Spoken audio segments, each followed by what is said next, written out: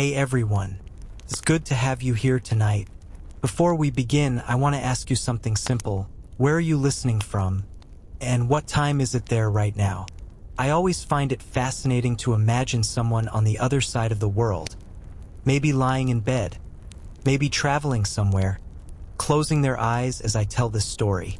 Tonight, we'll drift far away, across the endless ocean, to a place where the horizon never ends and the sky feels close enough to touch. This is the story of Lieutenant William Hayes, a fighter pilot who lived and flew during the Pacific War. His name is not famous, and maybe that's why his story matters. Because thousands like him once looked out over the same blue expanse, wondering if they'd ever see land again. It began in 1942. The air was thick with salt and heat, and the war had stretched across the Pacific like a living thing, growing, twisting, consuming every island it touched. William was just 24 when he arrived aboard the USS Lexington, a floating city of metal and noise. The deck smelled of oil and sweat. The wind carried the constant hum of engines, and the sea below shimmered in that strange, endless way only the Pacific could. He remembered the first morning clearly. The sun rose in a white blaze, and the crew moved like clockwork. Mechanics shouting over turbines, sailors hauling chains, officers pacing with clipboards and coffee mugs. Somewhere deep below deck, a radio crackled with static and faint music from home. For William, that sound, half buried under the roar of propellers, was the only connection to another life. His bunk was a narrow metal frame bolted to the wall. Above it, someone had scribbled a note in pencil. "If you wake up breathing, it's a good day." He smiled the first time he saw it, though it wasn't really a joke. Every pilot knew that each mission could be their last. Before every takeoff, there was a ritual. The men would line up on the deck, waiting for the signal officer's green flag. They didn't talk much. Instead, they adjusted their gloves, patted the wings, checked their guns. Small gestures that made them feel in control of something that never truly was. When William climbed into his Wildcat for the first time, he noticed his hands were shaking. Not from fear exactly, more like anticipation, the kind that feels heavy in the stomach, the kind that comes before everything changes. The ocean stretched out beneath him, dark and beautiful. The sun reflected off the waves like molten glass. For a few moments, as the plane lifted, he forgot about the war. He forgot about orders, about enemies, about home. It was just him, the engine, and the vast blue that seemed to go on forever. But beauty has a way of hiding danger. Somewhere out there, beyond the horizon, another man was taking off too. Maybe a Japanese pilot from a base in the Marshall Islands, maybe thinking the same thoughts, maybe feeling the same fear. That's something William would come to understand later. That war wasn't just about sides or flags. It was about men who shared the same sky but never met. At night, the sea became a mirror. The stars reflected so perfectly that William sometimes couldn't tell where the sky ended and the water began. The ship would hum softly, its engines turning beneath his feet, and he'd lie awake listening to the rhythm of the ocean. It was strange how calm it felt, knowing that at any moment, alarms could sound and everything would change. He wrote letters every night to his sister, to his mother, even to a girl he once danced with at a summer fair before the war. Most of those letters never reached anyone. The mail ships were often sunk, the addresses lost, the names forgotten. But still he wrote because it made the world feel real again. One evening, just before his first combat flight, William stood at the edge of the deck and looked at the sunset. The sky burned with orange and gold, fading into violet.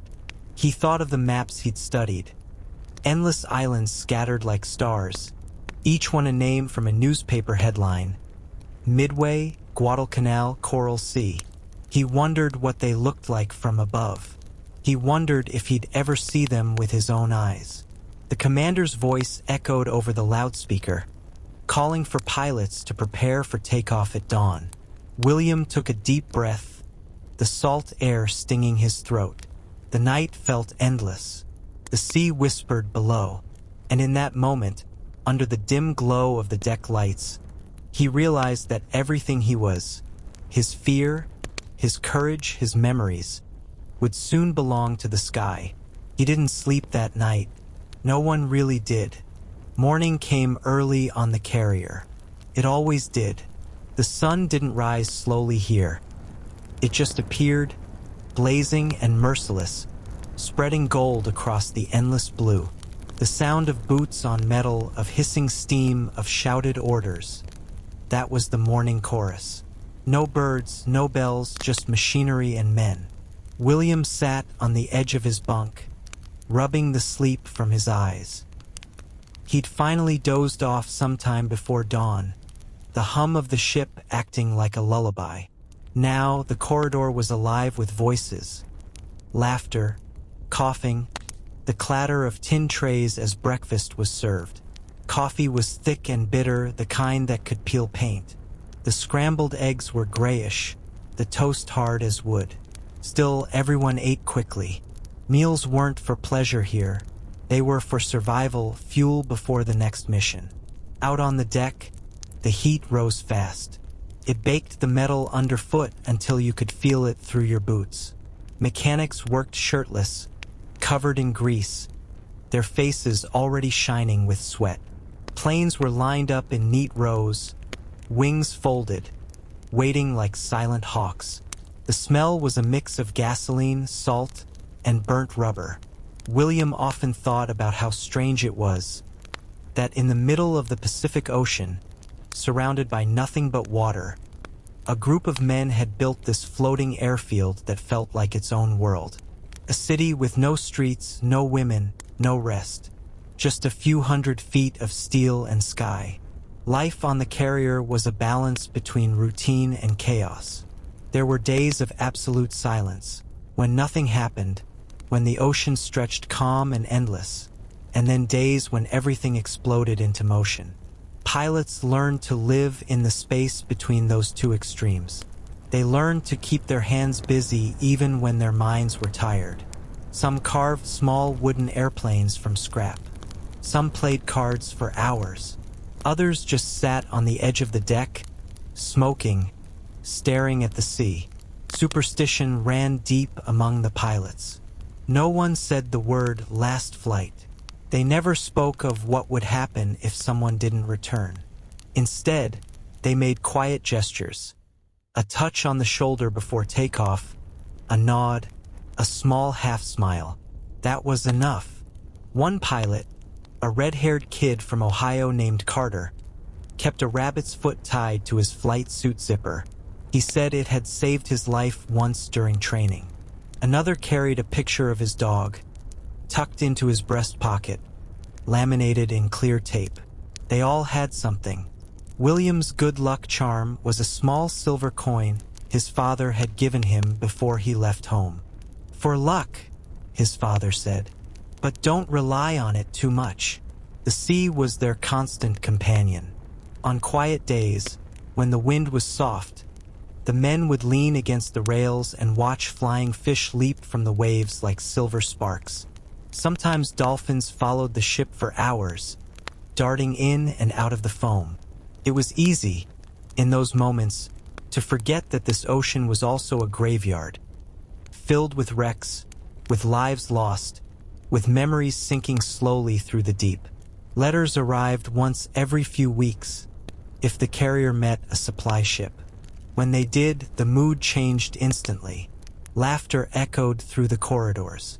Men crowded around the mail officer, hoping for a letter from home. William remembered the smell of the envelopes, paper that carried the faint scent of earth and perfume, something that didn't exist out here. He once received a letter from his sister describing a snowstorm back in Chicago. He closed his eyes as he read it, trying to remember what snow even felt like. At night, the carrier turned almost silent. The lights dimmed to a faint amber glow, and the stars spilled across the black water. The pilots would gather near the stern, talking in low voices. They spoke of home, of food, of what they'd do after the war. They spoke about girls they hadn't seen in years, about cars they wanted to buy, about nothing and everything. One evening, the oldest pilot in their squadron, Lieutenant Barnes, told a story about the early days of the war, how he'd watched the attack on Pearl Harbor from a distance, unable to believe what he was seeing. His voice was low and steady, the kind that carried weight. Everyone listened. "You don't forget the first time you see the sky on fire," he said quietly. "It changes the way you look at everything after that." The conversation went quiet after that. Only the sea spoke, its endless whispering beneath the hull.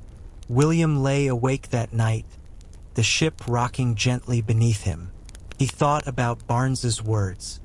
He thought about how every man here carried his own fire, burning quietly inside, waiting for the next sunrise. Out there, somewhere beyond the dark, the enemy was doing the same.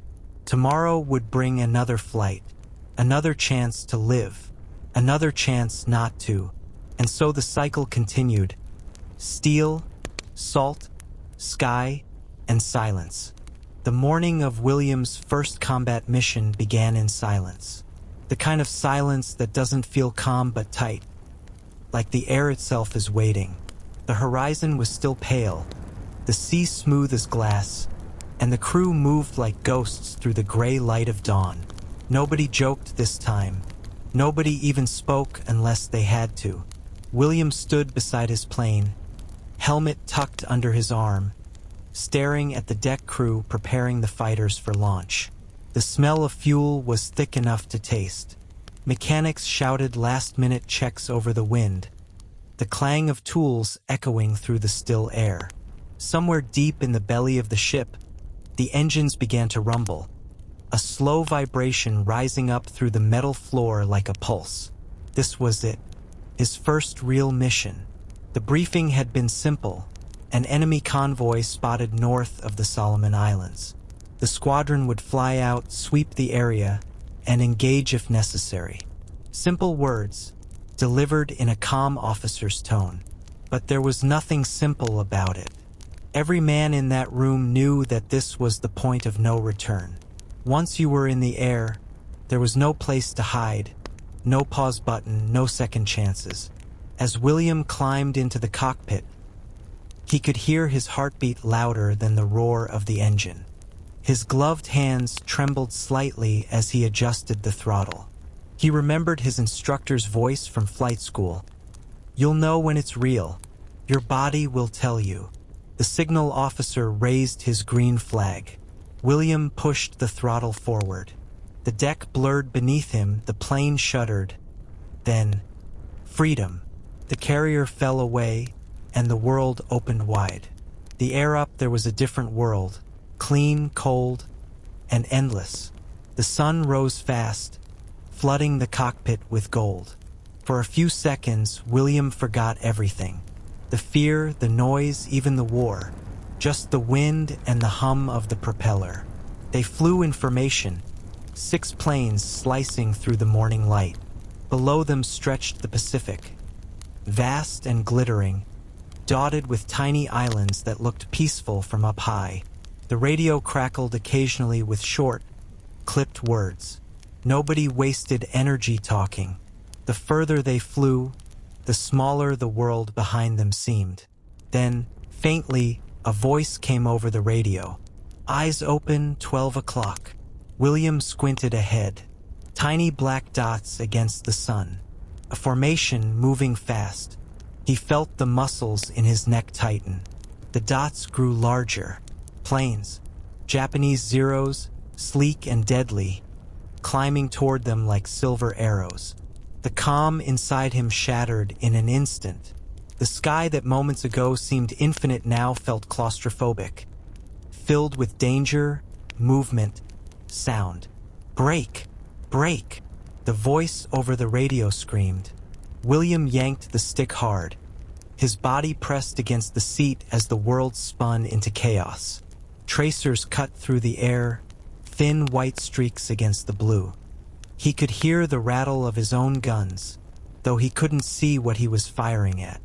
Everything happened too fast to think, too loud to understand. A flash of light, a wing tearing away from one of the Wildcats ahead. Smoke, then nothing. He didn't remember pulling the trigger, but suddenly he saw one of the enemy planes trailing black smoke, spiraling down toward the water. The sight should have made him feel something, pride, victory, something heroic. Instead, there was just shock. The fight lasted minutes, maybe less, though it felt like hours. Then the sky cleared again. The surviving planes regrouped. For left, they flew home in silence. The ocean below looked exactly the same. Calm, beautiful, unbothered. The same sun shone. The same waves broke. And yet everything inside William had changed. When the carrier finally appeared on the horizon, he exhaled for the first time in what felt like hours. Landing felt mechanical. He didn't even remember touching down. The deck crew waved them in, faces unreadable. When he climbed down from the cockpit, his legs nearly gave out. The adrenaline drained all at once. He could still smell the gunpowder, the oil, the ocean. He walked past the line of mechanics and other pilots, and no one spoke. Everyone was counting who had returned. Only 4. That night, the mess hall was quiet. Even the jokes died before they began. The empty chairs said more than words could. William sat alone for a long time, staring at his food, untouched. Later, in his bunk, he opened his logbook and stared at the blank page. He wanted to write about it, what it felt like, what he'd seen, but the words wouldn't come. Instead, he drew a small mark next to the date. Just one. A way of saying, I made it through today. Outside, the ocean whispered beneath the hull, the same rhythm as always. Tomorrow they would fly again. The next day came quietly, like the war had decided to hold its breath. The air was still, the sea calm, and the carrier drifted through a blanket of mist that blurred the horizon into soft silver. No alarms, no rush, no orders for takeoff. Just the steady hum of the ship's engines and the faint chatter of men trying to fill the silence. After the mission, everyone moved slower. The pilots who'd returned carried an invisible weight, the kind that doesn't show on the outside but hangs in the air around them. For had come back. 2 hadn't. No one said their names aloud. It was easier that way. William spent the morning sitting on a stack of supply crates near the deck's edge. His logbook open on his lap, the pages fluttering in the wind. He hadn't slept much.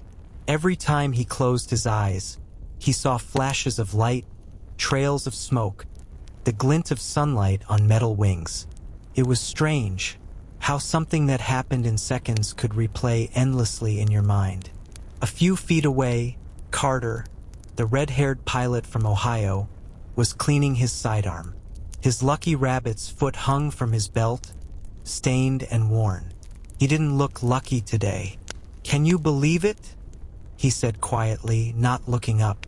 Yesterday morning, we were 6. William didn't answer right away. He watched a gull glide over the waves, its reflection following it across the glassy surface. I can believe it, he finally said. I just don't think I've accepted it yet. There wasn't much else to say. The rest of the day drifted by in fragments. A group of sailors played cards in the mess hall, their laughter forced and uneven. The cooks served stew that smelled faintly of gasoline. The radio in the recreation room played swing music from San Francisco, cheerful, fast, hopelessly out of place here in the middle of nowhere. Someone had pinned a newspaper clipping to the wall, "Victory in the Coral Sea." The men stared at it without speaking. Victories were hard to celebrate when you knew how they were made. That afternoon, the pilots gathered for maintenance checks. Their planes were patched with new panels, bullet holes covered with quick repairs. William ran his hand along the fuselage of his Wildcat, feeling the dents beneath the fresh paint. He wondered if the plane remembered, the way a man did, what it had survived. Later, as the sun sank low, the heat finally eased. The carrier's shadow stretched long across the ocean. Men came up on deck to breathe, to smoke, to just exist for a moment without orders. The sunset painted everything gold, turning even the steel walls warm for a while. Barnes, the oldest pilot in the squadron, joined William near the railing. He held a mug of coffee that had long gone cold. His face was calm, lined with years of sun and smoke. "First mission's always the hardest," he said, voice low, almost lost to the wind. "Not because of the flying, because of what stays after." William nodded. "Does it ever get easier?" Barnes smiled faintly. "You get better at pretending it does." For a long time, they stood in silence, watching the horizon fade into night. The sea changed color every minute, blue to silver, silver to black, until it became a single sheet of darkness. Somewhere far away, lightning flashed silently inside a distant storm cloud. That night, after dinner, the pilots gathered in the recreation room again. Not for celebration this time, but to keep from thinking too much. Carter told a story about a high school dance, about how he once spilled punch all over his date's dress. The others laughed, genuinely this time. Laughter felt good, like remembering how to breathe. Someone found a deck of cards. Someone else passed around a tin of tobacco. The air filled with smoke and half-remembered songs. For a few hours, they were just men again. Not soldiers, not statistics, just young men floating in the middle of a vast, uncaring sea. When lights out came, William walked back to his bunk and opened one of the letters he'd written but never sent. He read the words slowly, the handwriting slightly smudged from sweat and salt. It wasn't much, just a few lines about the heat, the food, the endless blue sky. But reading it made him feel anchored somehow. Before turning in, he glanced at the empty bunks across the room.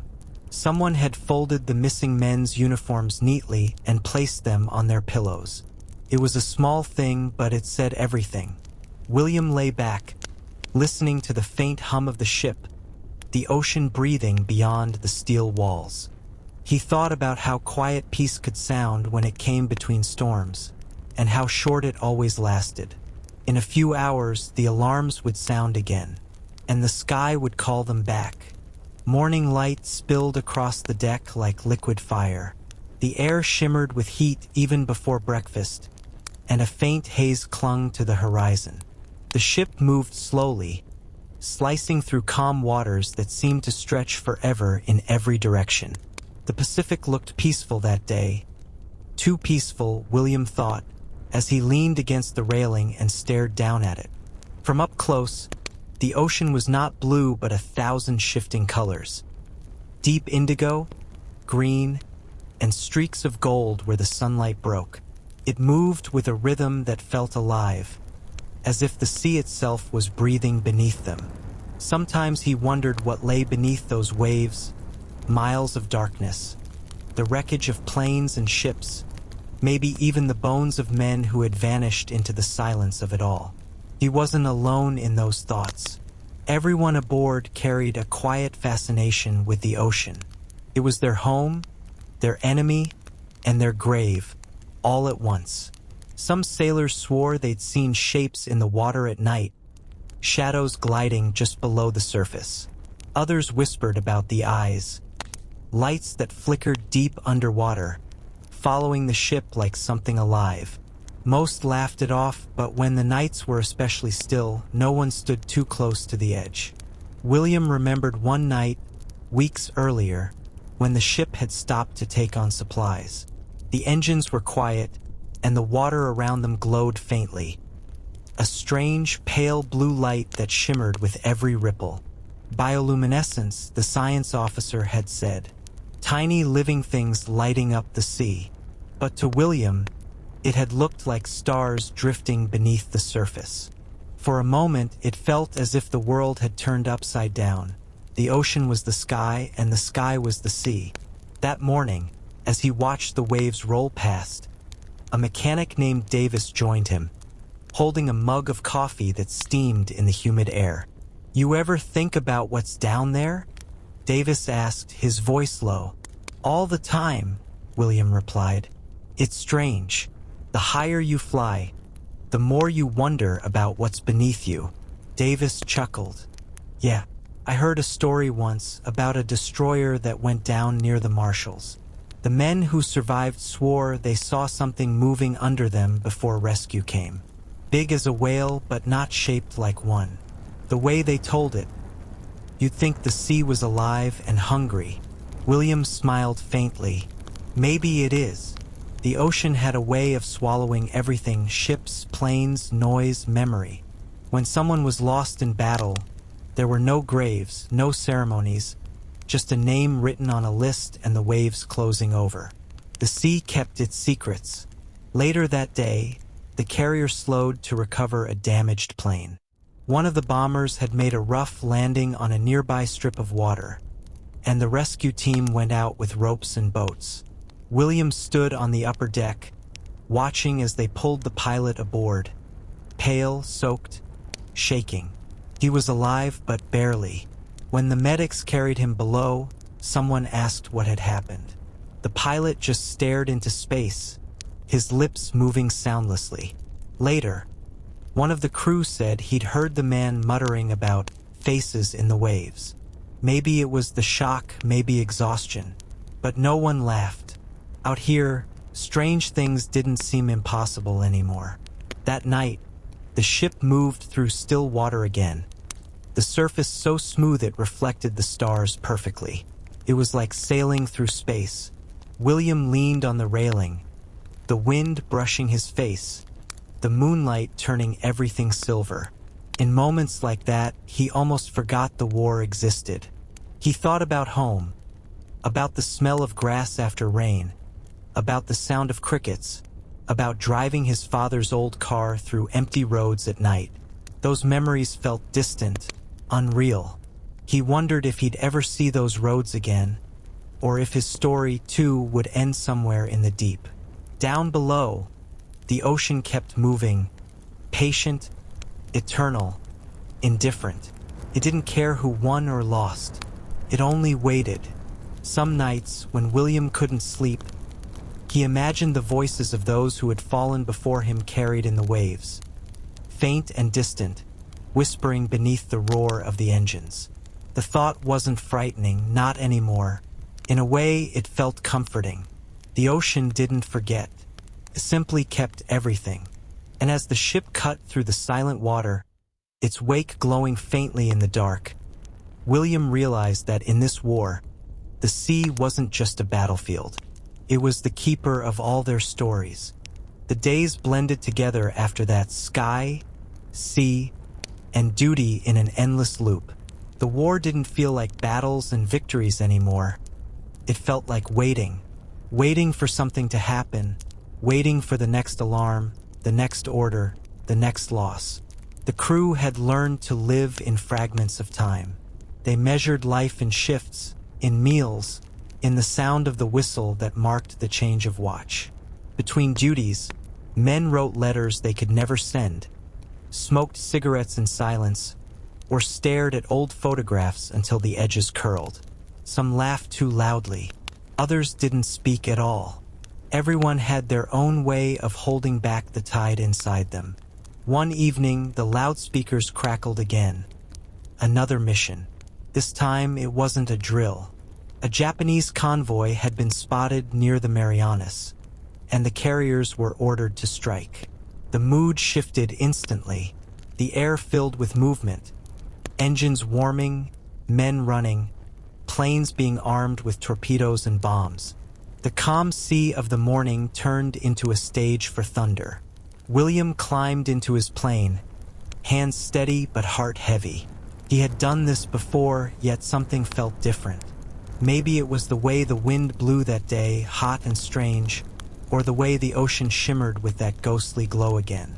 Maybe it was just the feeling that something final was coming.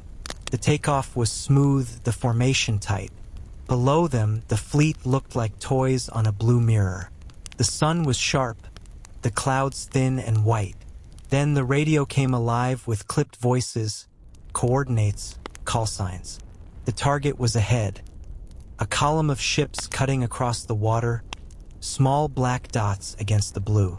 William dived first. The moment stretched, the whistle of wind, the engine roaring behind him, the sight of the enemy ships growing larger with every heartbeat. He released the bomb and pulled up hard. His chest pressed against the straps as the explosion flashed below. For a moment, the world vanished in fire and smoke. He looked down and saw the chaos. Ships burning, plumes of black smoke twisting skyward. Other planes followed, diving one after another. The sea erupted in flames. It was beautiful and terrible all at once. Then came the counterattack. Anti-aircraft guns lit up the sky, tracing patterns of death in white and orange. William's radio filled with static and shouts. Men calling for help, others going silent mid-sentence. He turned sharply to avoid the fire, but a burst hit his left wing. The plane shook violently, alarms screaming. He leveled it somehow, smoke pouring from the fuselage, and looked for a place to land. There was nowhere, only the sea. "Come on, hold together," he muttered, gripping the stick. The engine coughed, caught again, then died. The propeller slowed. The nose dipped. He saw the horizon tilt. The world spun into water and light. When he opened his eyes, everything was quiet. The plane was sinking nose first, the cockpit half flooded. His hands trembled as he unbuckled the harness and forced the hatch open. The water was warm, heavy with oil and salt. He kicked free and surfaced, gasping, the burning wrecks of ships flickering all around him. For hours he floated. The battle had moved on, leaving behind silence and drifting debris. Somewhere in the distance he could still hear gunfire. Then even that faded. Only the sea remained, endless and cold despite the sun. He clung to a piece of wood, watching the sky turn from blue to orange to black. He thought about his crew, his ship, his home. He thought about Davis, about the stories of the sea taking what it wanted. Maybe this was how it ended, but fate wasn't finished with him yet. A faint light appeared on the horizon, a rescue craft searching for survivors. He waved weakly, not sure if they could see him. Time lost meaning. The light came closer, then vanished behind a wave. Then it came again, and this time it didn't disappear. Strong hands pulled him aboard, voices shouting his name. Someone wrapped him in a blanket, someone else gave him water. He wanted to speak, but his throat burned with salt. He only whispered one word, "Home." The medic nodded slowly. "You're going back, son. You made it." But as William lay on the deck, staring up at the endless stars, he wasn't sure what home meant anymore. The sea had taken too much. Faces, friends, the part of him that once believed the war would end cleanly. He had survived, yes, but survival, he realized, always demanded a price. And out there, beneath the waves, the ocean waited, patient, eternal, collecting the stories of those who didn't make it back. When William finally woke again, it was to the steady hum of engines and the antiseptic smell of the ship's infirmary. A thin bandage wrapped around his forehead, and his body ached as if it had been forged anew in salt water. The nurse beside him smiled faintly when she saw his eyes open. "You're lucky," she said softly. "They found you just before nightfall.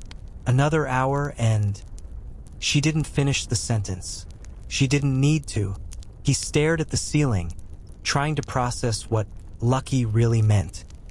He had watched friends vanish into the waves, seen fire bloom across the ocean, and yet he was here breathing.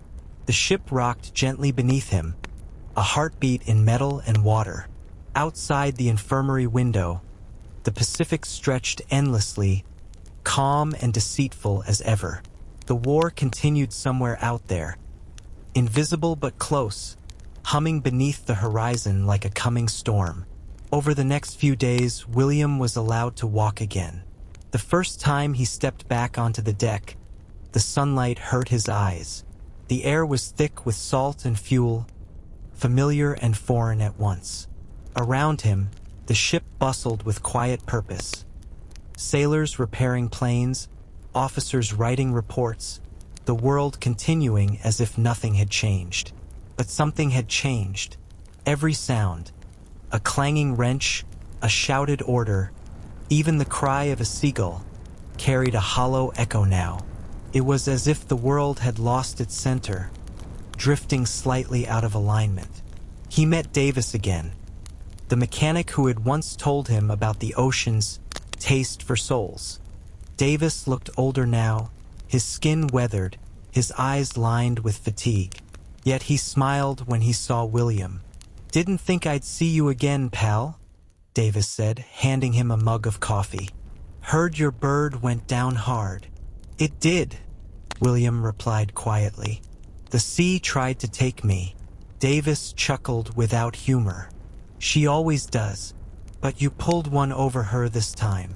They stood side by side, staring at the horizon. Neither spoke for a long time. The silence between them said enough. The silence of men who had seen the same ghosts. That night, unable to sleep, William wandered below deck. He found himself near the hangar, where planes rested under dim yellow lights. Some were new, fresh from the carrier's storage. Others were half repaired. Torn metal patched with care, wings reattached like limbs of wounded soldiers. He ran his hand along the smooth surface of a freshly painted fuselage. The smell of oil and metal filled the air. There was something sacred about these machines. Fragile yet powerful, deadly yet graceful. They were extensions of their pilots, bearing both their courage and their fear. Then he saw a name written in small, careful letters near the cockpit of one plane. For Sam. He froze. Sam had been one of his closest friends, a man with a laugh loud enough to fill the entire deck. He hadn't returned from the last mission. Someone, perhaps the ground crew, perhaps another pilot, had written the name as a quiet memorial. William touched the letters gently. For a moment, he felt something shift inside him. Not sadness exactly, but the realization that the war wasn't made of grand victories or strategies. It was made of names like this one, scratched into metal, whispered between waves, remembered only by those who survived. The next morning, new orders arrived. The fleet would be moving north toward Iwo Jima. The officers spoke of it as a necessary step, another piece in the grand design. But among the pilots, the air grew heavy again. Everyone knew what it meant.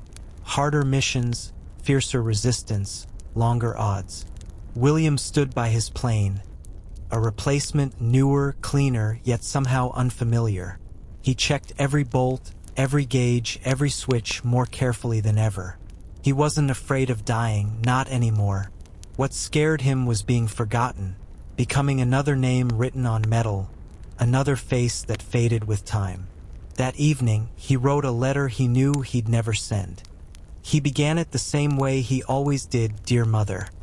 But the words that followed were different this time. He didn't write about the missions or the medals or the victories. He wrote about the ocean, about its strange beauty, about the way the sky turned gold at dusk, about the sound of laughter that sometimes echoed from the deck even after a loss. He wrote about Davis and the crew, about the bond between men who lived between heaven and hell. And at the end, he wrote, "If you ever wonder what it was like, imagine standing in the sky with the world burning below and still feeling alive enough to notice the color of the clouds." He folded the letter and slipped it into his flight jacket. Maybe it would be found someday. Maybe not. That night, the engines rumbled again. The ship began to move. The horizon waited, endless and unknowable. And as William lay in his bunk, the hum of the ocean filled the silence. Not peaceful, not cruel, but eternal. He closed his eyes, knowing tomorrow the sky would call again. The orders came at dawn. The briefing room was thick with cigarette smoke, the air heavy with tension that no one dared name. The target was Iwo Jima, a small volcanic island that had already taken on the weight of legend before a single bomb had fallen. The map on the wall showed everything in neat, colored lines: beaches, artillery positions, runways. But to the men in that room, those lines meant blood. Everyone knew it. No one said it. The officer spoke in clipped, calm tones. Your mission is to suppress enemy airfields before the ground invasion.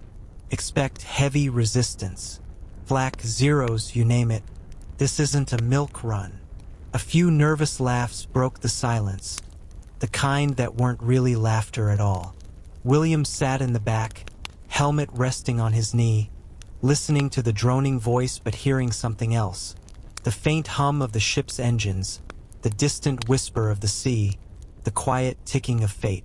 When the briefing ended, the men moved to their planes like shadows, their faces unreadable. The hangar filled with the metallic symphony of engines roaring to life, the clang of tools, the shouted checks. William climbed into his cockpit, the leather seat warm from the rising sun. He glanced at the letter still folded inside his jacket pocket. Felt heavier than before. Davis gave him a thumbs up from the deck, his face smudged with grease and worry. William nodded, lowered his goggles, and throttled forward. The carrier deck blurred beneath him, and then air. The formation climbed into a sky that seemed endless, the ocean below glimmering like molten glass. The fleet shrank to specks behind them. Ahead, the horizon was streaked with smoke. As they approached the island, the first signs of battle emerged. Black dots rising to meet them, puffs of anti-aircraft fire exploding in the blue. The radio crackled with terse voices. Bandits high, break left, incoming fire. William's hands moved on instinct. He rolled his plane, dove through the clouds, and came out over the island. Below, the ground was a writhing chaos of flame and dust. Japanese positions fired upward, tracing white arcs into the sky. The air shook with gunfire. He lined up his target, a runway dotted with camouflaged fighters, and released his bombs. They fell in slow, perfect silence, and then the world erupted. The ground split open in fire and smoke. But before he could pull away, the sky screamed. Tracer rounds streaking past his wings, a Zero diving fast from behind. He jerked the stick hard, feeling the G-force crush his chest. The enemy fighter stayed on him, relentless. He could hear his wingman shouting through the static. "You've got one on your 6. Climb, Will. Climb." He pulled up sharply, the plane straining, the engine whining in protest.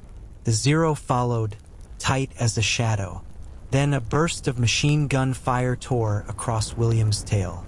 Metal screamed. He didn't think, he reacted. He cut the throttle suddenly, dropped the nose, and rolled right.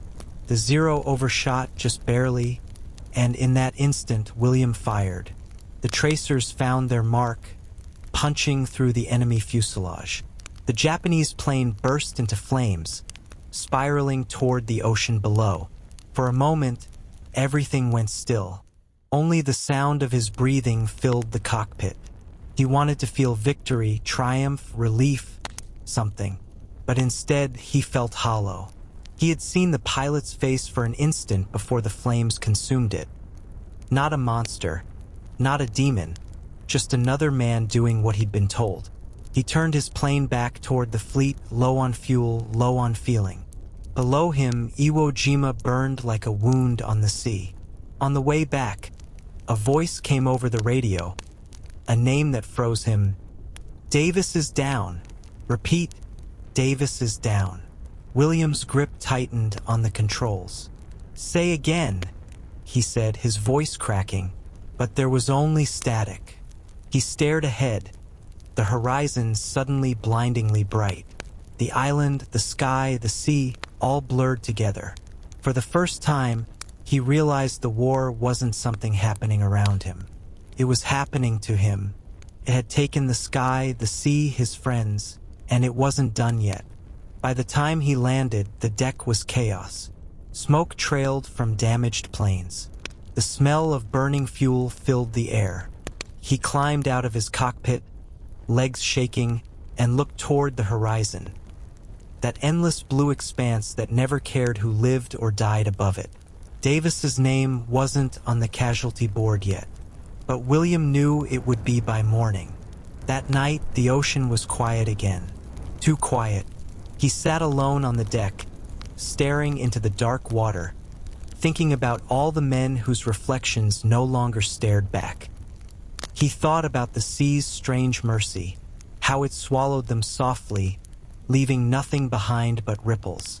And somewhere far below, he imagined the wrecks of planes, the silent skeletons of ships, the ghosts drifting in the current. A graveyard without crosses or names. Tomorrow he would fly again. He always did. But a small part of him wondered if, one day, he might not come back, and whether the sea, in its endless hunger, would finally remember his name. That night, William didn't sleep.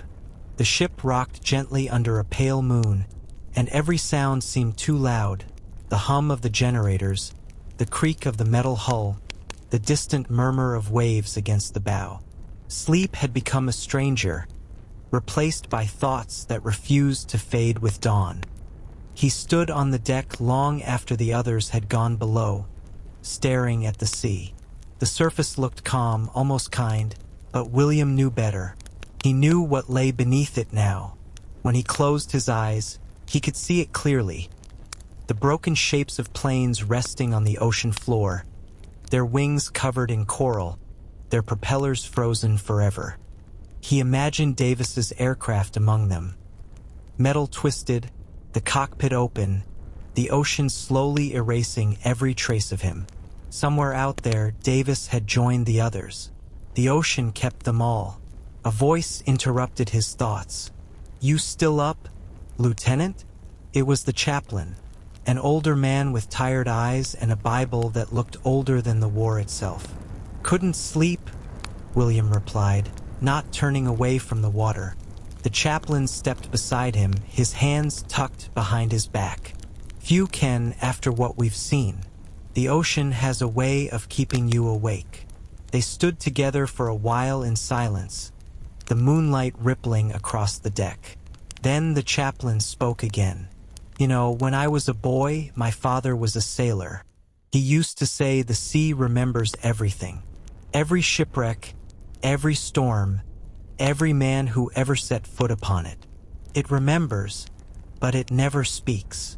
William smiled faintly. "Sounds about right." The chaplain studied his face. "You lost someone today." "Yes, someone close." He nodded. "Davis. He kept the planes flying, kept me flying. I never thanked him." The chaplain looked out over the horizon. "Then thank him now. The sea might not speak, but it listens." William didn't know why, but those words hit something deep inside him. He looked down at the dark water, his reflection barely visible, and whispered, "Thank you, Davis, for everything." The ocean didn't answer. It just breathed quietly, moving under the stars. The next morning, the crew gathered for a brief memorial. No grand speeches, no music, just a few words from the captain and the sound of the wind. They dropped a small wreath into the sea, its flowers already starting to scatter before it disappeared into the waves. Afterward, life went on as it always did. The engines roared, the planes took off, the war continued. But something inside William had changed. He still flew, but with a new kind of quiet resolve. Not for medals, not for glory, but for the memory of those who couldn't. The missions over Iwo Jima grew worse by the day. The Japanese pilots fought like ghosts, fearless, desperate, often diving their planes straight into the American ships. Every mission blurred into another. The sky was filled with fire, the sea with wreckage. One evening, after a particularly brutal dogfight, William returned to find his bunk empty but for a small envelope resting on it. No name, just a folded note in rough handwriting. He opened it and read, "If you ever make it home, tell people what it was really like. Not the medals, not the victories. Tell them about the quiet. Tell them about the ghosts beneath the waves." There was no signature. He didn't need one. He knew who it was from. Davis must have written it before the last mission. William kept that note in his flight jacket from then on. Every time he climbed into the cockpit, he would touch it once. A small ritual of remembrance. Weeks passed. The war ground on, and the lines on the map shifted slowly in their favor. But each new island meant new losses, new names. The faces around the mess hall changed faster than anyone could learn them. At night, the men told stories to fill the silence. Stories of home, of girls they hoped were waiting, of bars they'd return to someday. But as the nights stretched longer, the stories began to change. They talked about strange lights on the horizon, about voices heard over the radio long after missions ended. One pilot swore he had seen a plane flying beside him during a storm, a familiar aircraft marked with Davis's old insignia, only to watch it vanish into the clouds. Another said he'd heard someone whisper his name through the static when he was alone in the sky. William never said whether he believed them, but sometimes, when he flew over the Pacific at dusk, he thought he saw something. A glint of metal below the waves, a flicker of shadow moving just beneath the surface. Maybe it was just the ocean playing tricks on him. Or maybe, in some strange way, the sea really did remember. One night, unable to resist, he took a small notebook and wrote on the first page, "If the sea remembers, let it remember this: we were here. We lived, we fought, and we tried to come home." He closed it and set it on the table beside his bunk. Outside, the waves whispered softly against the hull. Not cruelly, but almost as if in agreement. And somewhere deep beneath the surface, where sunlight never reached, the ghosts of the Pacific slept quietly, held forever in the sea's vast and endless memory. Flying over the Pacific was unlike anything William had imagined before the war. At first, it had felt like freedom. The roar of the engine, the wind rushing past, the sun pouring down in golden sheets. But after months of combat, the sky itself had taken on a weight, a presence almost physical, pressing down on him with every climb, dive, and turn. It wasn't the altitude, not exactly. It was something heavier, the memory of friends lost, of missions survived by mere inches, of the thin line between life and death. Every time he pulled back on the stick, he felt it in his chest, in his shoulders, as if gravity itself had grown more relentless. The sky over Iwo Jima had been alive with fire, but even when the flak and tracers faded behind him, the memory lingered. The ocean reflected it back, dark and unyielding, a mirror of everything above. Flying was no longer just maneuvering a plane. It was navigating grief, fear, and guilt at 10,000 feet. He remembered Carter's words after a particularly deadly sortie. "The sky doesn't forgive," Carter had said, his face pale, eyes dark. "It just watches, and sometimes it takes." William understood now. Every climb, every dive, every sudden jolt of turbulence was the sky reminding him of the stakes. And yet, he couldn't stop flying. Not because he wanted to, but because the mission demanded it. Because the men on the deck counted on him. Because survival was as fragile as a wingtip, and the only way to keep it was to keep moving. That day, the squadron was ordered to patrol near the Mariana Islands. Recon reports suggested Japanese fighters might attempt a strike on the fleet. The briefing was short: go, intercept, and return. But no one in that room needed reminders.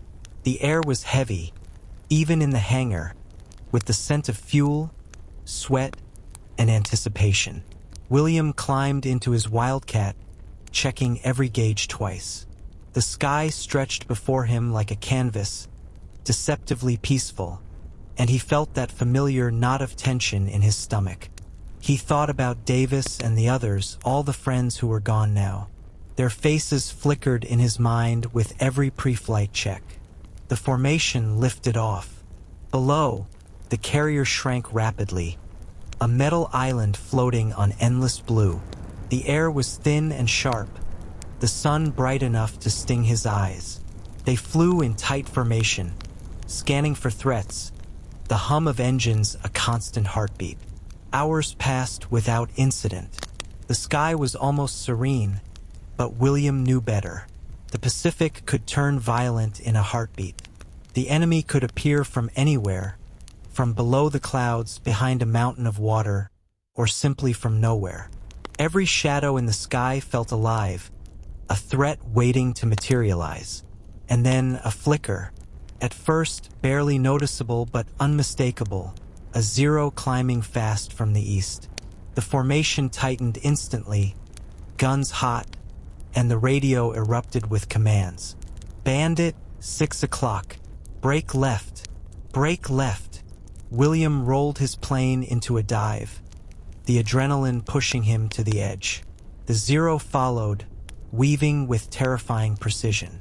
Tracers streaked the air, hot and relentless, while the sky itself seemed to shrink around them. The fight was brutal, each maneuver pushing the plane and pilot to limits neither were built to endure.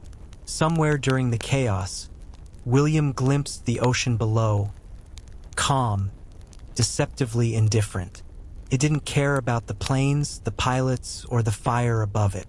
The sea would swallow all mistakes, all failures, all losses, with the same patient, eternal rhythm it had kept for centuries.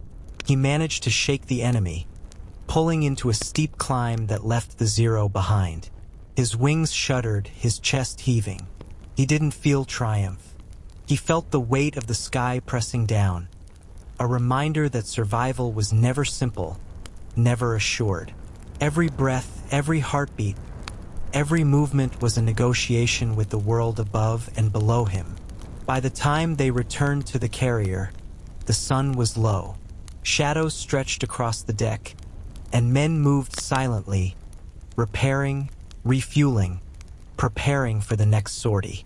No one celebrated survival. There was no room for relief, only the quiet acknowledgement that life continued another day. William climbed out of his cockpit, hands shaking, and looked out at the endless horizon. The sky was beautiful, but it was merciless. It demanded respect, vigilance, and constant awareness. It didn't reward courage, it only tested it. And yet, for all its weight, for all its pressure and danger, William knew he would fly again. Because in the sky, as in the sea, surrender was not an option. The war wouldn't wait, and neither could he. The following days brought little respite. Missions became a relentless cycle of reconnaissance, interception, and return. The Japanese forces had learned to strike with precision and unpredictability. They rarely appeared in large formations anymore. Instead, they utilized the shadows of clouds, islands, and even the glare of the sun. Every sortie felt like navigating a web of invisible threats. William began to understand the subtlety of this new form of war. The enemy was no longer only above him in the sky. They were everywhere, hidden in the clouds, lurking near islands, sometimes even in the ocean below. Anti-aircraft fire would erupt without warning from positions he hadn't seen moments before. Flak would bloom like sudden black flowers, scorching the sky with deadly petals. One morning, during a patrol over a stretch of ocean dotted with small islands, William's squadron encountered what appeared at first to be a routine formation of transport vessels. But the moment they approached, Japanese Zero fighters emerged from cloud cover like shadows made flesh. The attack was swift, almost surgical. The air filled with tracer fire and the roar of engines. William rolled, dived, and fired in instinctive sequences. The sky was a chaotic canvas of motion. Smoke trails, sunlight glinting off metal, the ocean below reflecting each fleeting moment. Yet for every enemy he shot down, another seemed to appear from nowhere. It wasn't just the planes. It was the uncertainty. Every movement in the sky required judgment, intuition, and the ability to anticipate what couldn't be seen. One wrong decision, and a man was gone before the others even knew he had fallen. During a brief lull, William hovered near a small, jagged island. Below, the waves lapped against black volcanic rock, deceptively calm. His eyes scanned for the faint glimmer of anything suspicious. Somewhere, deep in the rocks, hidden artillery positions lay in wait. The Japanese had learned to conceal, to hide in plain sight. Every shadow could be an ambush. Every glint of sun could be a trap. It was exhausting, not just physically but mentally. The hidden enemy demanded constant vigilance. A moment of inattention could mean death. Not in grand explosions that left witnesses, but in the quiet, invisible moments where a plane disappeared beneath the waves, leaving only a ripple and a memory. Later, William landed on the carrier, his hands shaking from the continuous strain. The deck was a blur of activity. Mechanics running, pilots preparing for the next mission, radio chatter filling every space. Yet he noticed a change in himself. He was quieter, more deliberate. Every decision in the sky now carried the weight of unseen consequences. That evening, he walked along the deck alone. The ocean stretched endlessly in every direction, a perfect mirror of the twilight sky. The waves were calm, betraying nothing of what might be beneath.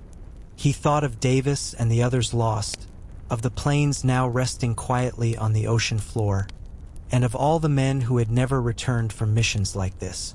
The hidden enemy was not just the pilots in the air or the guns on the islands. It was the uncertainty, the unpredictability, the constant tension between life and death.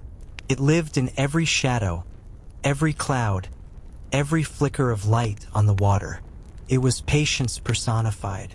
William sat at the edge of the deck, legs dangling over the side, staring into the darkening sea. The hum of the ship, the distant cries of gulls, and the soft lapping of waves were a fragile lullaby. But even in that calm, he felt the presence of the unseen, the hidden enemy that had claimed so many and might yet claim him. He whispered a quiet promise to himself. I will see it. I will survive it. And I will remember.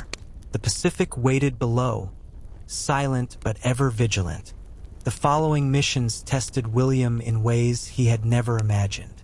Fear had become a constant companion, a whisper at the edge of every decision. Yet he also discovered something new: control.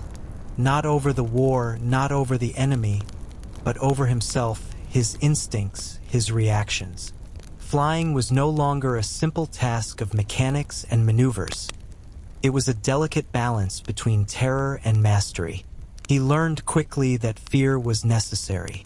Without it, a pilot became reckless, careless, an easy target for both the enemy and the unforgiving Pacific below. But too much fear, and one froze, paralyzed in the sky, unable to act, unable to survive. Every decision, every dive, every turn required walking that razor's edge between panic and precision. One morning, the squadron received orders to escort bombers toward a heavily fortified island. The pilots were briefed on the flak concentrations and potential fighter ambushes. As they climbed, the sky was a soft blue, serene, almost deceptively so.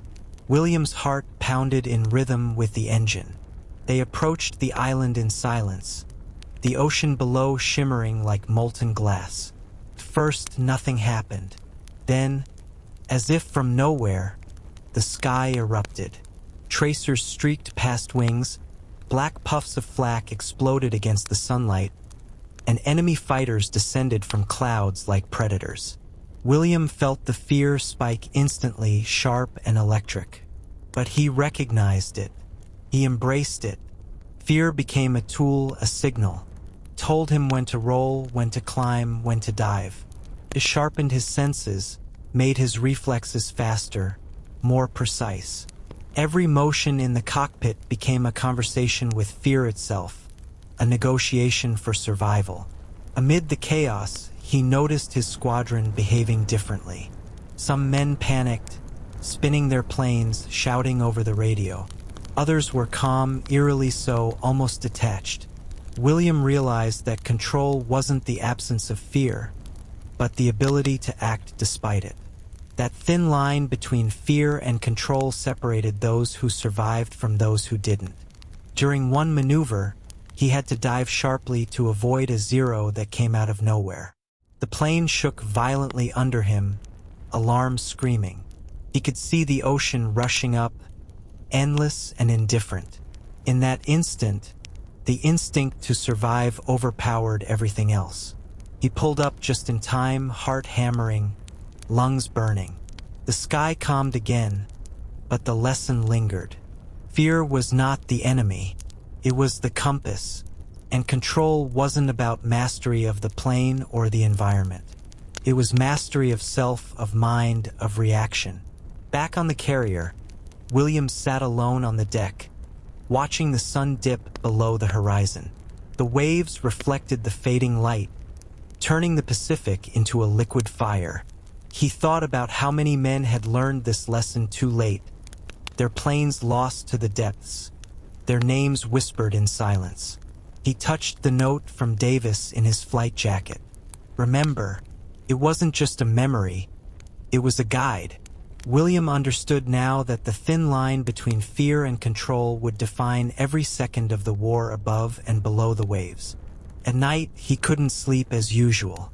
He walked the deck again, staring into the dark sea, listening to the quiet that masked the invisible threats.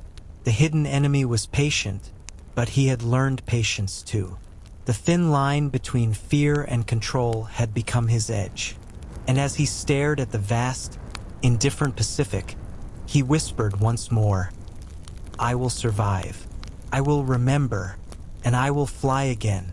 Flying over the Pacific had taught William that the sky demanded respect, the sea demanded vigilance, and death demanded acknowledgement. Yet there was another force he hadn't anticipated, the weight of memory.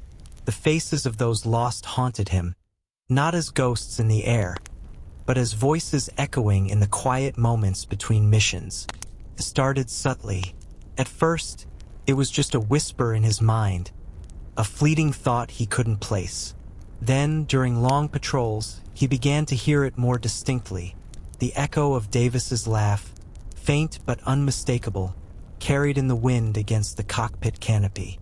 A familiar phrase from Carter, the sharpness of another pilot's warning. A voice he had once thought he'd never forget. He knew it wasn't hallucination. Not entirely. It was memory, sharpened by solitude, magnified by the thin air and endless horizon. The voices of the fallen lived in the space between clouds and waves, speaking only to those who listened. One evening, after a particularly brutal sortie over enemy-held islands, William climbed to a higher altitude, seeking solitude above the haze. The ocean stretched endlessly below, black and reflective, and the sky above deepened into a rich violet. The hum of his engine was steady, almost meditative. Then, faintly at first, he heard a voice, a calm, familiar tone.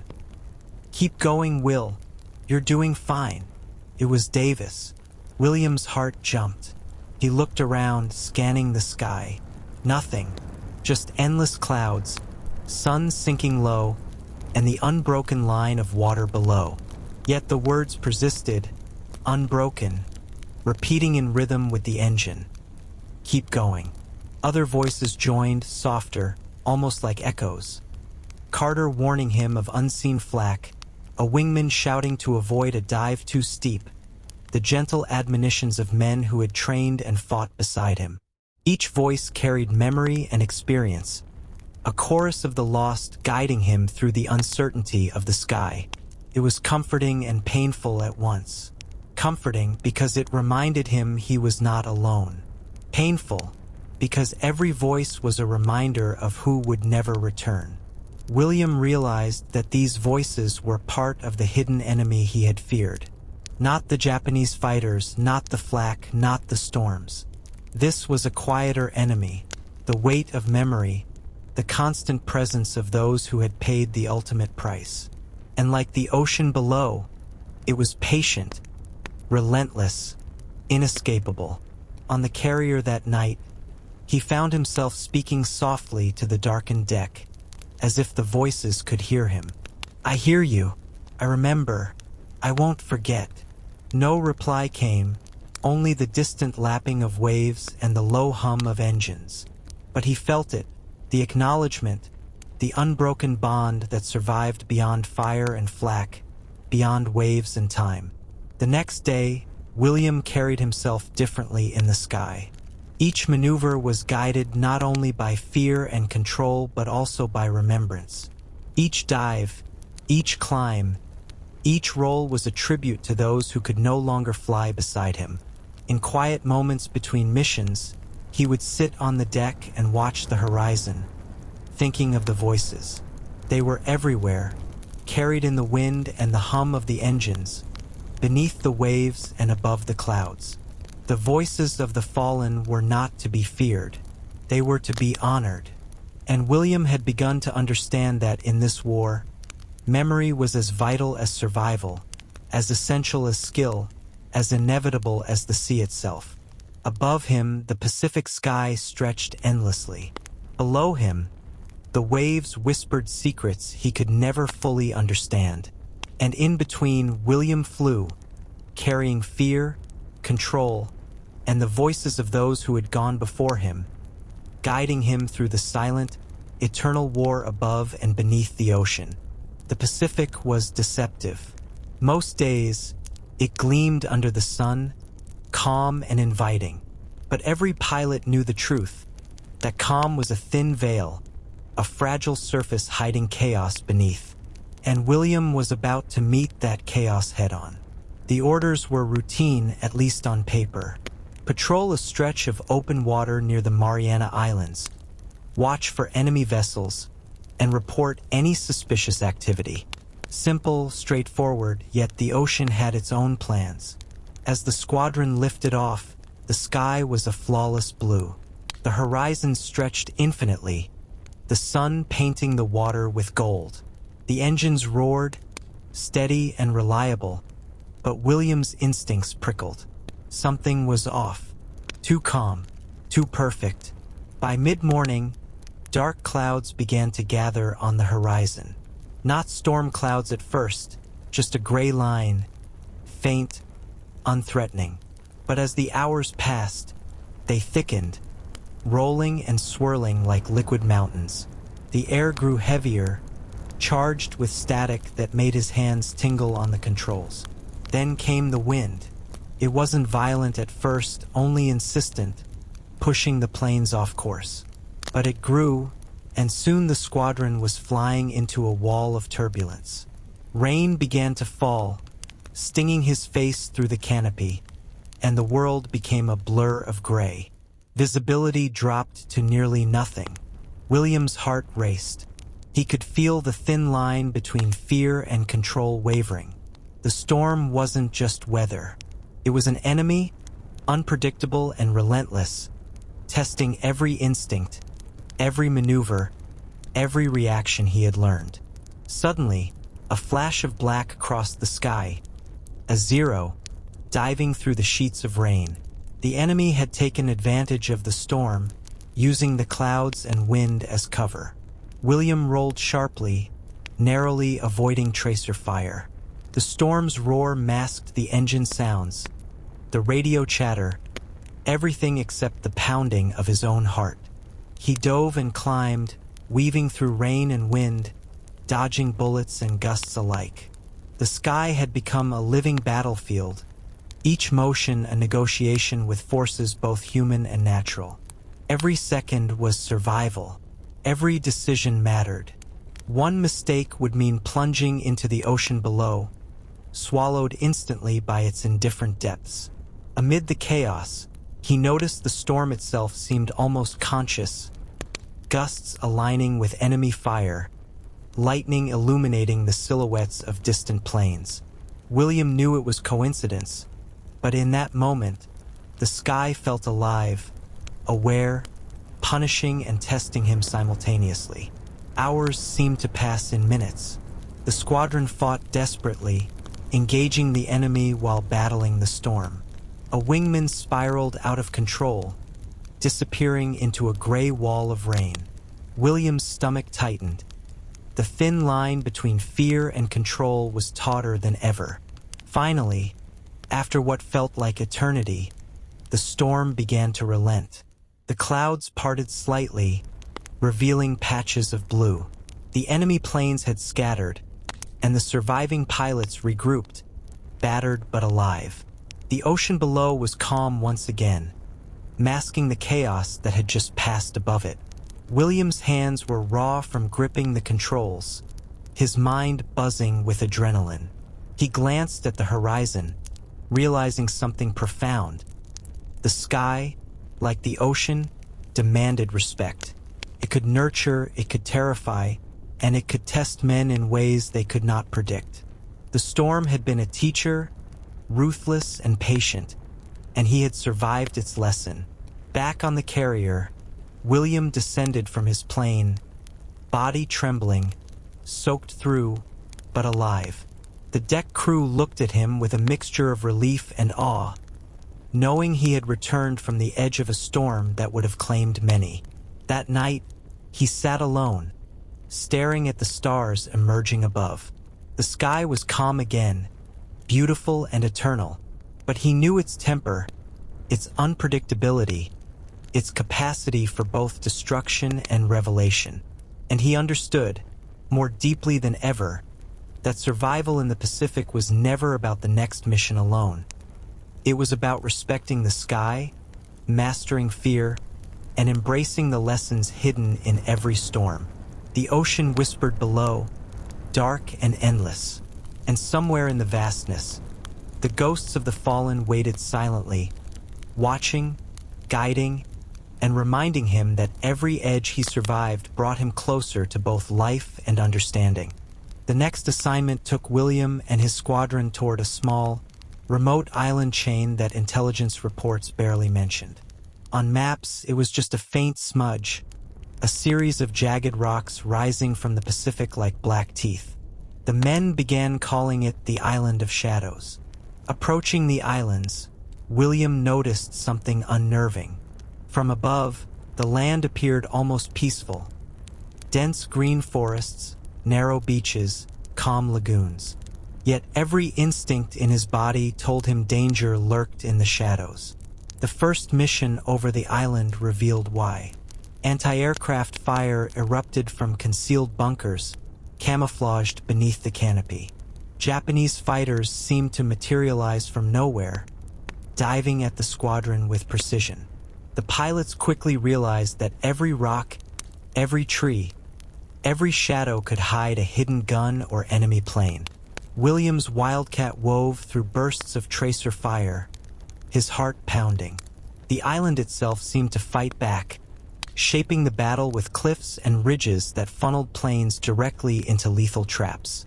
One of his wingmen barely escaped a collision with a sudden rise in terrain, the narrow miss leaving a lasting pall of fear across the squadron. As they circled, trying to engage the enemy, William noticed something else. The island seemed alive in another way. The wind carried strange sounds. The creak of trees, the distant crash of waves, almost whispers that mimicked human voices. He couldn't tell if it was the storm of adrenaline or something else. Some pilots reported hearing voices calling their names. Others swore they saw fleeting figures moving through the treetops. shadows too quick to be human, too deliberate to be ordinary animals. William couldn't shake the feeling that the island itself was watching, cataloging, remembering. The camouflage and traps were one layer of the threat. The other was something older, something the war had awakened but not created. The island held memory of previous battles, of fallen soldiers, of countless waves of human conflict washing over its shores. Despite the fear, the squadron pressed on. Missions required scouting hidden airfields, bombing supply depots, and keeping the skies above the island clear for naval operations. Each sortie brought a mix of exhilaration and dread. William grew attuned to the subtle signs. The way the wind shifted over a ridge, the flicker of sunlight on metal, the sound of the sea against cliffs. Each observation could save a life. One late afternoon, William's plane was the last in formation returning from a reconnaissance run. The sun hung low, turning the ocean into a sheet of molten gold. Below him, the island's shadows stretched long and thin, the cliffs casting black fingers across the sand. For a moment, the Pacific seemed perfectly still, as if holding its breath. Then he noticed movement near the treeline. Not planes, not humans, but something swift and purposeful.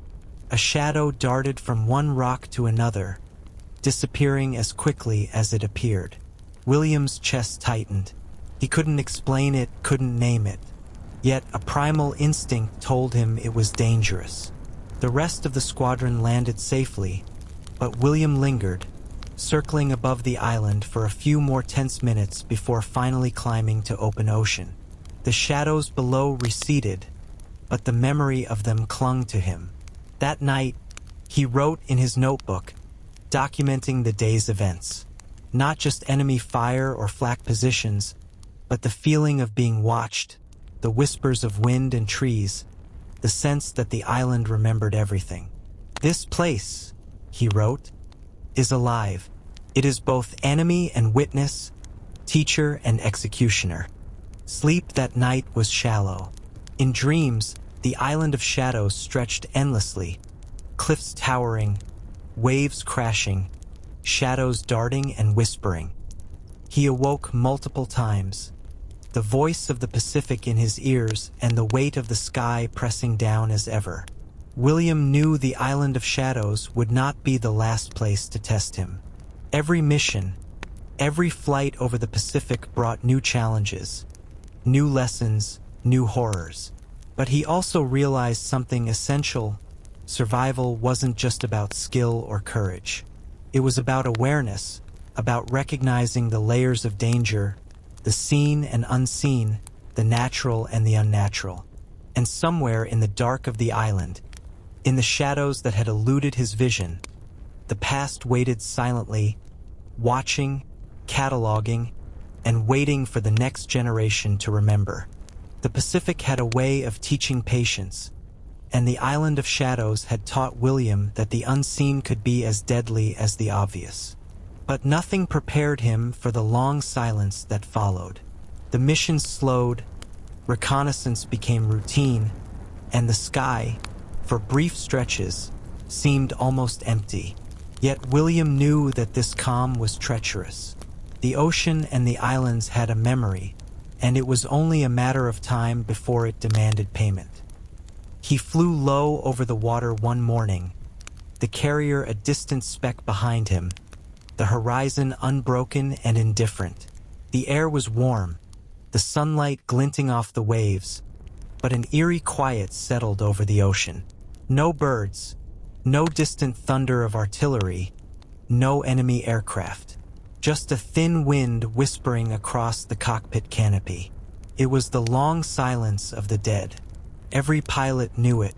When the sky grew too calm, it was not peace. It was anticipation. The enemy used it. Nature used it. The sea itself seemed to pause, holding its breath in a suspended moment between life and death. Every shadow in the clouds felt heavier, every glint on the water sharper. William's instincts sharpened. the tension in his shoulders coiling like steel. On a scouting run near a small volcanic atoll, he saw it first. A line of wreckage floating just beneath the waves. Twisted metal, half-submerged fuselages, fragments of wings and propellers. Each piece a silent testament to men who had vanished months before, swallowed by the Pacific's endless appetite. He recognized some of the markings, old squadron insignias, faint and corroded, barely legible. The sight tightened his chest. It was more than memory now. It was history frozen in water, a grave without markers, a warning whispered in salt and silence.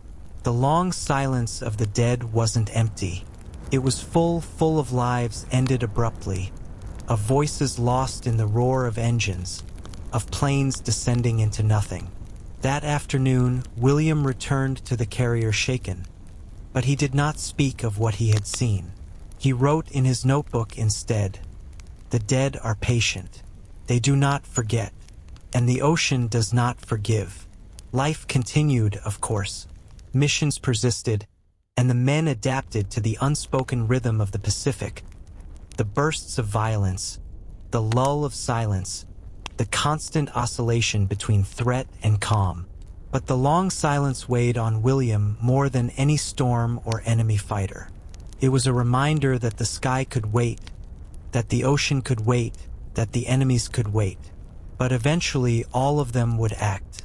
The nights became long, and William often walked the deck alone, staring into the black waters stretching endlessly beyond the carrier's lights. He could almost hear them in the silence, faint echoes of engines, of men shouting, of planes striking the water.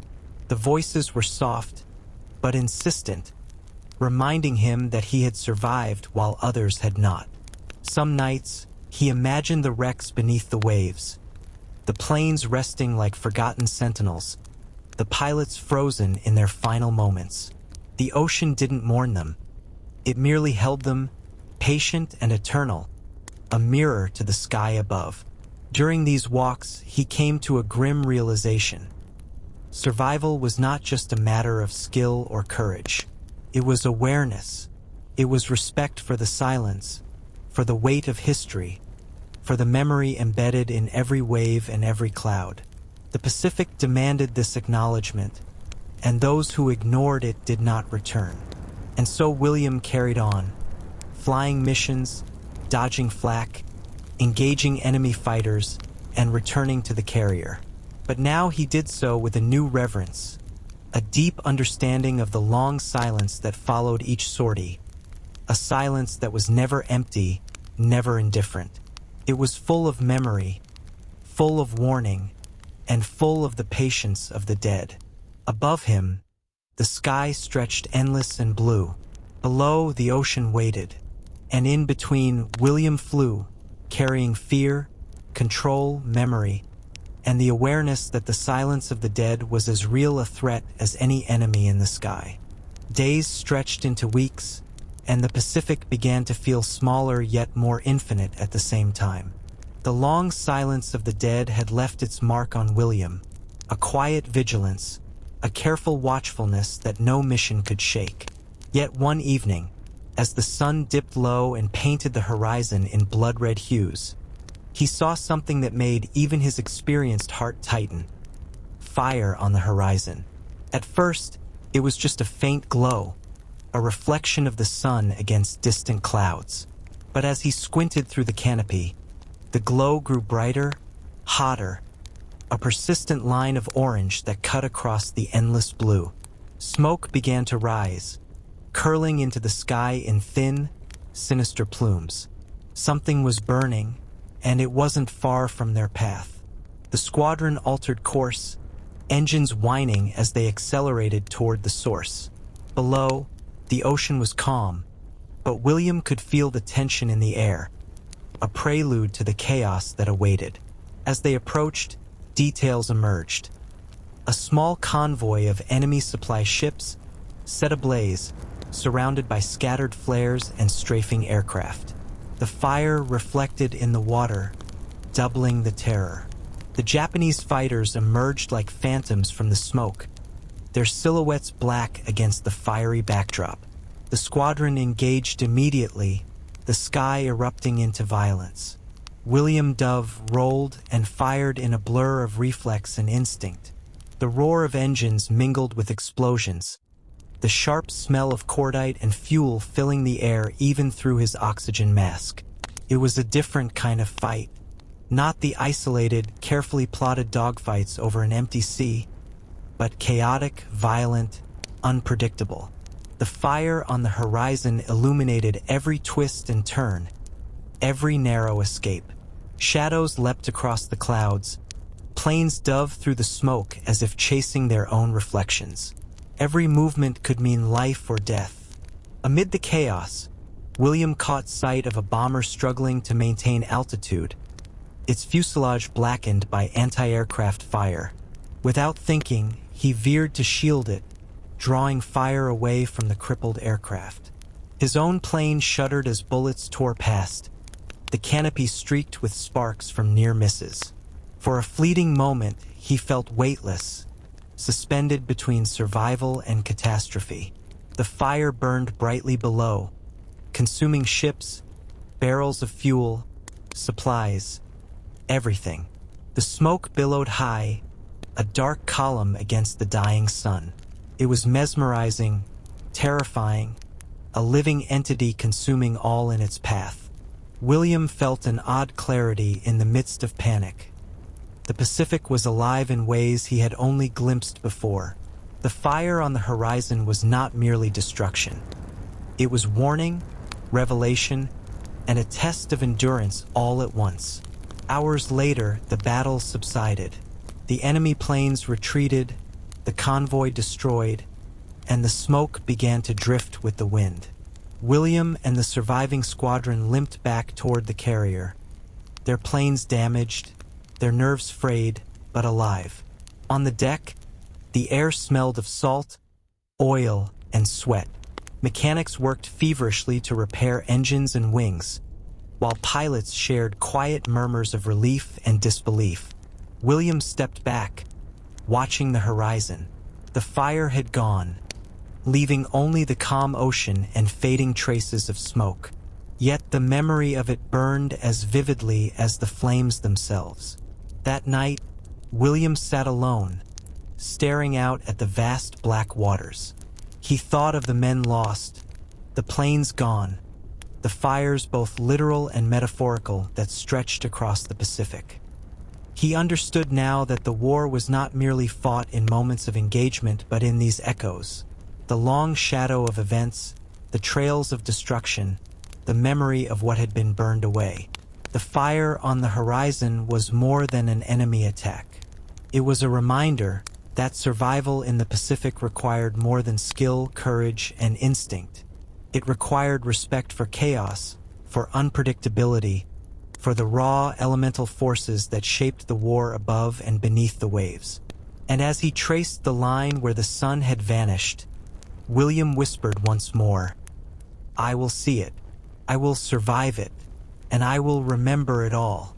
After the fire on the horizon, missions took on a new intensity. Intelligence reports suggested that the small island chains scattered across the Pacific were more than mere outposts.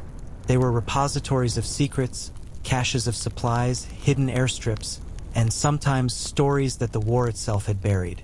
William felt a mix of curiosity and dread as his squadron prepared for another mission, this time over one of the lesser-known islands east of the Marianas. The island appeared from the clouds like a phantom.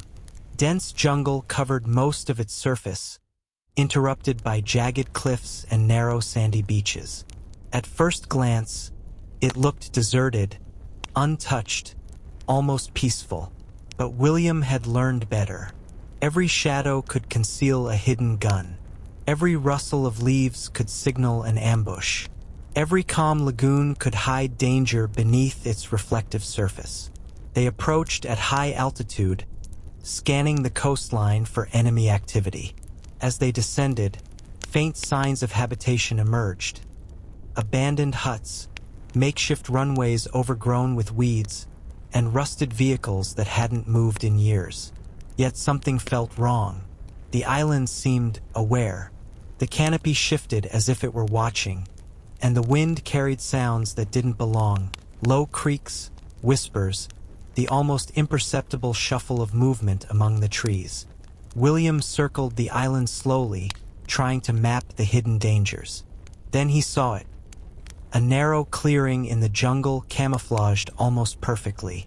A small building, partially collapsed, but with fresh signs of human activity. Footprints, trampled grass, and discarded rations. It was a hidden outpost, likely a relay station for communications or a storage site for supplies. But there was more. Alongside the buildings, faint markings etched into rocks told stories. Symbols, dates, and names, some recent, some years old, spoke of soldiers who had passed through or perished here. He felt a chill. The island was a repository of memory, not just of the living but of the dead. Each marking was a voice frozen in time, each footprint a reminder of the fragility of life in the Pacific. William realized that the war was not only fought in the air, it lived in the land, in the hidden places, in the whispers of those who had come before. While documenting the site from above, William noticed a figure moving in the jungle, someone or something. Fast, deliberate, and careful. He alerted his squadron, and together they circled cautiously. The figure vanished before they could approach closer, leaving only disturbed foliage and the sense of being watched. The island's secrets were not merely historical. They were alive, concealed in shadows, waiting to reveal themselves when least expected. Later, while landing on the carrier, William tried to articulate what he had experienced. It was more than an enemy outpost or a mission objective. The island had character, memory, and patience. It had witnessed more than any single pilot could comprehend, and its lessons were embedded in the environment itself. Every stone, every tree, every hidden nook spoke of survival, danger, and the inevitability of discovery. That night, as he walked along the deck, William considered the island's secrets. They were warnings, lessons, and reminders that the Pacific was not just water and sky. It was a living archive of history, of lives, and of choices. The dead and the hidden, the fallen and the forgotten, had left traces that even the ocean could not erase. William knew that he would carry the island's secrets with him. They would inform his decisions, sharpen his instincts, and remind him that the war was more than combat. It was memory, awareness, and the quiet presence of forces both seen and unseen. And somewhere in the dense canopy, in the shadows of the island, the unseen watchers waited, patient, eternal, unyielding. The Pacific had long since become a living presence to William, its moods shifting like the wings of a restless bird. After the encounter with the Island of Shadows and its hidden secrets, he found himself noticing subtler signs of the ocean's temperament, patterns in the waves, the rhythm of the wind, and the almost imperceptible murmurs that traveled across water at dawn and dusk. The sailors called it the whispering waves, a term that conjured both awe and unease, and William began to understand why. On a routine patrol over open water, the sun low on the horizon, William felt it first. A vibration beneath the plane, subtle and almost rhythmic, like the heartbeat of the ocean itself. The waves glimmered under the amber light, curling and folding with a rhythm that seemed deliberate. There was no storm, no enemy, yet the air carried a strange hum, as though the Pacific itself were speaking. As he flew closer to the water's surface, he noticed movement. Fins breaking the surface far below, swift, purposeful, almost synchronized. It was not unusual to see sharks in these waters, but these movements had a pattern, a cohesion that unnerved him. The ocean seemed alive in a way that was conscious and attentive, observing the air above as much as the life below. The whispering waves became louder, figuratively and almost literally, as the hours passed. Sounds carried differently over open water. The splash of a fish, the hiss of a small wave, the distant cry of seabirds. William began to hear them in new ways. Low, almost melodic noises, the subtle swish of water that seemed to form words in his mind. Beware. Watch. Remember. He pushed these thoughts aside and focused on the patrol. Enemy ships were known to traverse these waters, though sightings had been scarce. The horizon was empty, yet every glimmer, every sparkle of sunlight on the waves could conceal danger. Flying over the endless blue, William felt the weight of unseen eyes, both human and natural, tracking his every movement. Suddenly, a flare erupted from below, signaling a possible sighting of a submarine or a small enemy vessel. William adjusted his altitude and angle, scanning the water. The waves shifted unnaturally, masking the object. With a sharp dive, he caught sight of the dark hull of a submarine slipping beneath the surface, leaving only a faint trail behind. It was a stark reminder that the Pacific was never passive. Danger was always present, sometimes visible, often hidden. Hours later, returning to the carrier, William felt drained but alert. The whispering waves had left their mark, an acute awareness that the ocean itself was a participant in the war. It was patient, silent, and omnipresent. The currents, the tides, the motion of the waves. They all conspired to test every pilot's instincts and every sailor's resolve. That night, he sat at the edge of the deck, staring at the black expanse of the ocean beneath the starlit sky. The waves reflected the moonlight like millions of tiny lanterns, shifting with a rhythm he had come to recognize as deliberate. He listened in silence, allowing the whispers of the Pacific to seep into his consciousness. The messages were subtle but clear.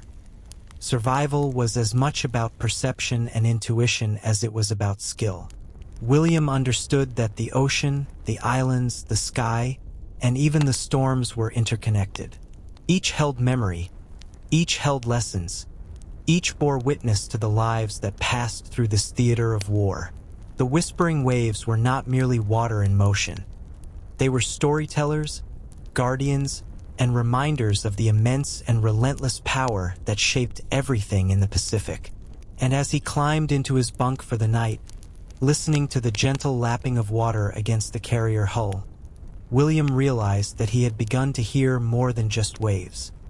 He was hearing the echoes of those who had come before, the warnings of those lost, and the subtle guidance of an ocean that never slept.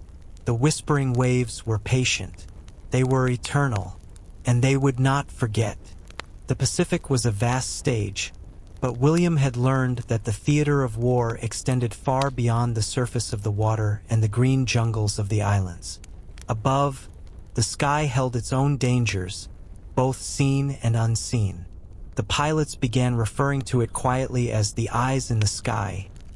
Planes, radar, and something else, a sense of being watched that never truly left. William felt their presence as he climbed to patrol altitude one calm morning, the horizon stretching endlessly in every direction. From the moment he left the carrier, the sky seemed alive. Clouds shifted and stretched unnaturally, casting fleeting shadows across the water. Every glint of sunlight on his wings made him flinch.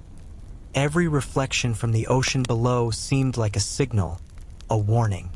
He was aware of the enemy's planes and anti-aircraft capabilities, of course, but the eyes in the sky were more subtle. They were unseen, patient, and probing. It began as a feeling, an intuition he couldn't shake. A flicker of movement behind the clouds, a shadow darting across the horizon, distant contrails that appeared and vanished without explanation. Pilots in the squadron whispered of strange occurrences. Enemy planes that seemed to vanish into nothing, flares appearing where no enemy ship had been reported, signals on radios that carried no human voice. The sky was watching, learning, waiting. During one particular mission, William and his squadron were assigned to escort bombers over a heavily fortified island. As they approached, he noticed patterns forming in the cloud cover, swirls and breaks that seemed deliberately placed to conceal, reveal, or mislead. Enemy fighters descended from these positions with uncanny precision, suggesting reconnaissance beyond normal human capacity. It was as if the sky itself had intelligence, anticipating movements before they happened. William dove to intercept a Zero emerging from the clouds. The maneuvers were chaotic, yet something in the coordination of the enemy strikes felt eerily mechanical, almost predictive. He realized that the eyes were more than planes or radars. They were networks, scouts, and observers meticulously watching every movement. Every pilot had to assume that nothing went unseen. After the battle, as he returned to the carrier, William scanned the empty horizon. Nothing was visible, yet the unease lingered. The sky had its memory too, its record of every sortie, every maneuver, every misstep. And in that awareness, William recognized a deeper truth. Survival in the Pacific required mastery not only of one's aircraft and instincts, but also of observation, pattern recognition, and the understanding that nothing was truly hidden. That evening, alone on the deck, William traced the stars above, searching for reassurance in their fixed points. The Pacific had taught him the power of water, the treachery of islands, the patience of the dead, the whispers of the waves, and now the vigilance of the sky. He realized that every layer of the theater of war, from the ocean depths to the heavens, was interconnected. Every mission, every flight, every moment of awareness contributed to survival. He thought of Davis, of Carter, of every fallen wingman. Their lessons were now fused with his experience, but the eyes in the sky demanded constant attention. No memory, no instinct, no skill could entirely protect a pilot.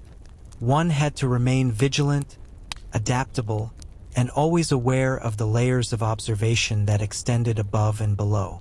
As night fell, William leaned on the railing, the carrier's lights reflecting faintly on the calm water. The sky was vast, endless, and watchful, holding stories, strategies, and secrets. He understood that the Pacific was not passive. It was alive in countless ways. The eyes in the sky were a reminder that no matter how skilled a pilot became, the theater of war was larger than any single human could control. And yet, William felt something else, a quiet resolve.